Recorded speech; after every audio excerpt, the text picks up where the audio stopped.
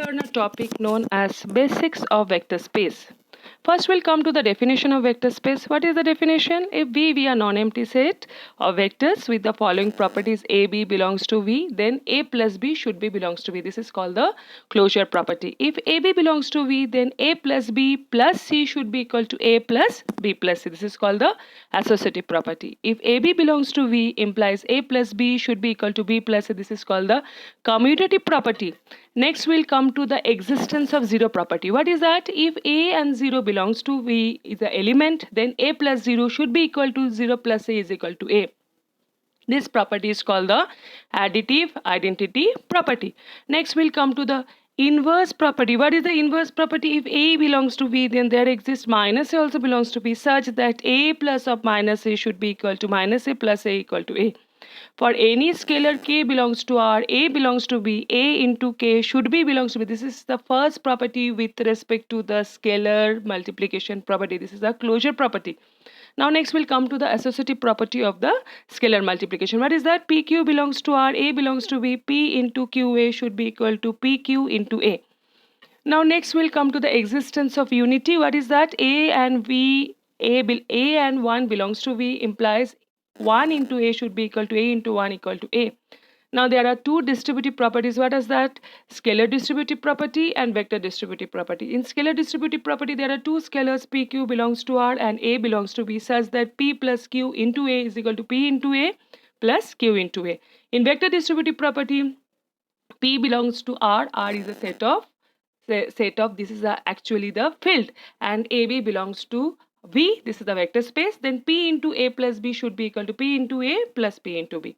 Now, if all these 10 properties are satisfied with respect to addition and scalar multiplication, then this set is called the vector space with respect to addition and scalar multiplication. Now we'll come to the examples. The singleton set V is equal to 0 is also a vector space. Now the n triple having n component vector, this also forms a vector space with respect to component vector addition and component wise multiplication with respect to a scalar.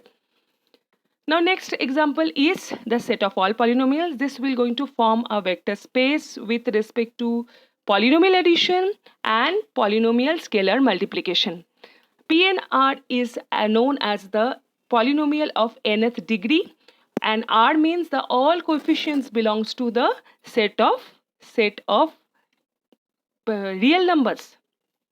Now next example is a set of m cross n matrices with entries from the field R. This also denoted by m cross n R, and this also forms a vector space with respect to matrix addition and matrix scalar multiplication. The last example is, there are many examples we are taking, this is the last one, which is that the set of all real valued function defined on the real line minus infinity to plus infinity is also a vector space with respect to addition and scalar multiplication. Next we'll come to the properties of the vector space. What is the property? If P is a scalar and U is a vector, minus P into U should be equal to minus PU, minus P into minus U should be equal to PU, U into 0 equal to 0, U into minus 1 equal to minus U, minus P into minus U should be equal to PU, and every vector space has a unique additive identity, and every vector space should have a unique additive inverse also. Now next we'll come to the vector subspace. What is the vector subspace? If V is a vector space with respect to addition and scalar multiplication and W is a subset of that, then W is also called a vector subspace if W satisfies all the properties what is satisfied in V with respect to addition and scalar multiplication. So W is called a vector space of V if alpha beta belongs to W implies alpha plus beta belongs to W, and alpha belongs to W and C belongs to the set R. R is the set of real numbers, then C into alpha should belongs to W. Now next we'll come to the examples of the vector space. The whole space Rn of is a subspace of itself, and the set consisting of one vector 0 is a subspace of this. The set of all differential function is also a subspace of C01, that means the functions defined on the range 0 to 1. The set of all symmetric matrix of order m cross n is a subspace of the vector space m n cross n R over the field R. The set of all polynomials of degree n with constant term equal to 0 is a vector subspace of the vector space Pn R over the field R. The set of all points on the plane ax plus by plus cz is equal to 0 passing through the origin forms a vector subspace of R cube. Now there are certain properties. What are those? Alpha beta belongs to W and AB belongs to R. Alpha into A plus beta into B should be belongs to W.